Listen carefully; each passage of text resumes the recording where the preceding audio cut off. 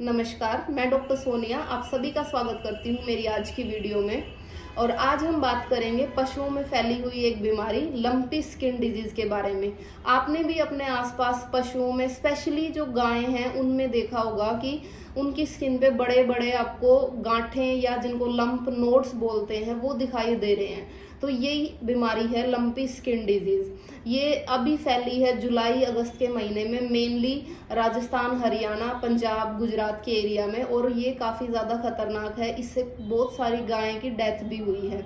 ये बीमारी capripox virus की वजह से होती है। वायरल इन्फेक्शन होता है जो एक पशु से दूसरे पशु में फैलती है मच्छर और मक्खियों के द्वारा। जो ब्लड फीड पैरासाइट्स होते हैं या मच्छर मक्खी होते हैं, मान लो कोई पशु इन्फेक्टेड है, उन्होंने वहां पे काटा और फिर दूसरे हेल्दी पशु को काटा, तो उससे ये एक से दूसरे पशु में ट्रांसफर हो रही है।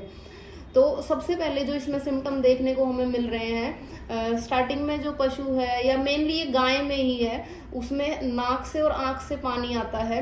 उसके बाद बहुत तेज फीवर, 104-105 डिग्री बुखार रहता है 3 से 4 दिन तक। साथ में पशु खाना खाना कम कर देता है। उसके अलावा जो मिल्क का प्रोडक्शन है वो बहुत ज़्यादा कम हो जाता है। नेक्स्ट स्टेज जो आती है उसमें आपको स्किन के अंदर बड़े बड़े गांठें या नोड्स देखने को मिलते हैं। उसके बाद जो थर्ड स्टेज है, अगर सीवियर इन्फेक्शन है तो थर्ड स्टेज में क्या होगा, जो आंखें हैं, पशु की आंखें, उनके अंदर भी फोड़े टाइप से हो जाएंगे और जो स्किन में लम्स हुए थे, गांठें हुई थी, वो फूटने लग जाती हैं, वहां पे घाव बन जाते हैं, उनमें इन्फेक्शन होने लग जाता है और पशु की डेथ भी हो जाती है। तो ये मेन सिम्टम्स हैं। अगर आप ये सिम्टम्स स्टार्टिंग स्टेज में ही समझ जाते हैं तो इस बीमारी को कंट्रोल करना बहुत आसान हो जाता है। सबसे पहले आपको क्या करना है, अपने पशु को सबसे आइसोलेट कर देना है, दूसरे पशुओं से अलग रखना है। कहीं भी तालाब में अगर आप अपने पशुओं को लेके जाते हैं तो वो बंद कर दीजिए। उसके अलावा मच्छरदानी का यूज कीजिए ताकि मच्छर मक्खियां कम से कम पशुओं को काट सकें, और कोई भी पेस्टिसाइड का छिड़काव कीजिए।